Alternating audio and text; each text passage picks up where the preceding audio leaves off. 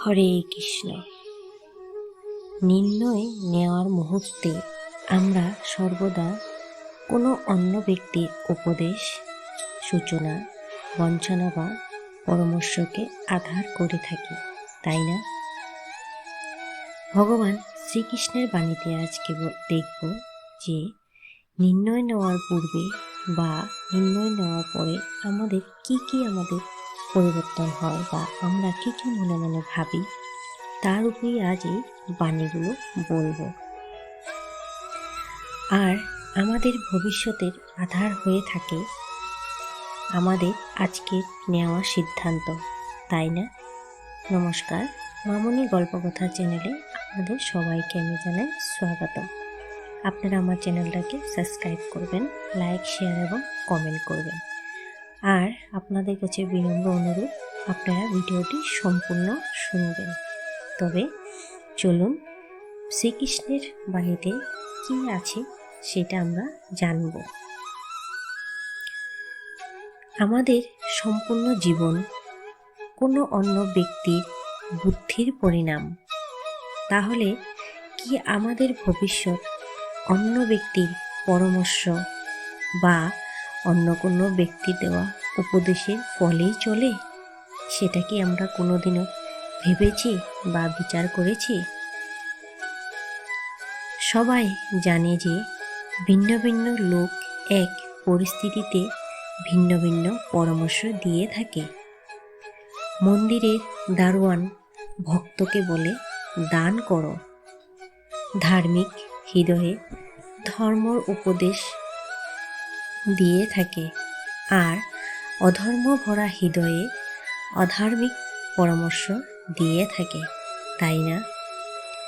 আর একজন যোগ সে বলে যদি সুযোগ পায় তাহলে মূর্তির গহনাগুলা চুরি করা উচিত। এই ধর্মীয় উপদেশ পরামর্শ স্বীকার করলে মানুষ সুখের দিকে যায় না দুঃখের দিকে যায়। কিন্তু এরকম পরামর্শ স্বীকার করার আগে আমাদের নিজের হৃদয়কে একবার ধর্ম স্থাপনা করে জানা দরকার যে এই কর্মগুলা করলে আমাদের কি হয়, ভালো না মন্দ, সেটা আমরা নিজেরা বিচার করা উচিত।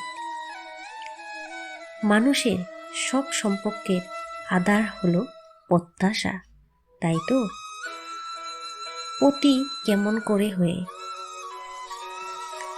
তবে যে আমার জীবনে সুখ আর সুবিধা ভরে দিবে সেই হলো পতির ধর্ম।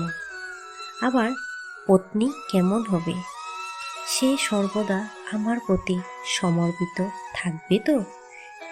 ভগবান বলছেন যে মানুষের কত রকমের পরিস্থিতি আছে, যেমন প্রথমে পর্যায়ে পতি আর পত্নীর পরামর্শ বা সমর্পিতের কথা।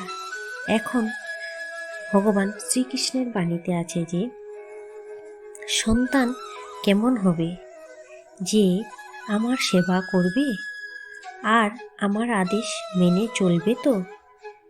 আমরা মনুষ্য জাতি, তাই মানুষের প্রেম তাকেই দিতে পারি যে তার প্রত্যাশা পূরণ করতে পারে, তাই না?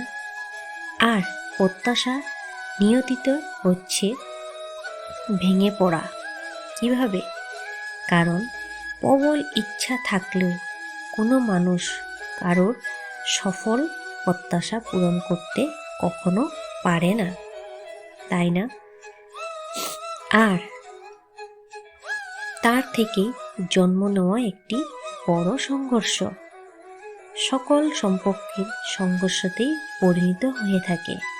কিন্তু মানুষ যদি প্রত্যাশাকে সম্পূর্ণ আধার না বানায় আর স্বীকার করে যে কেবল সম্পর্কই মূল আধার, তবে কি জীবনে আমার বা আপনাদের আমরা সবাই সুখ আর শান্তিতে থাকতে পারি।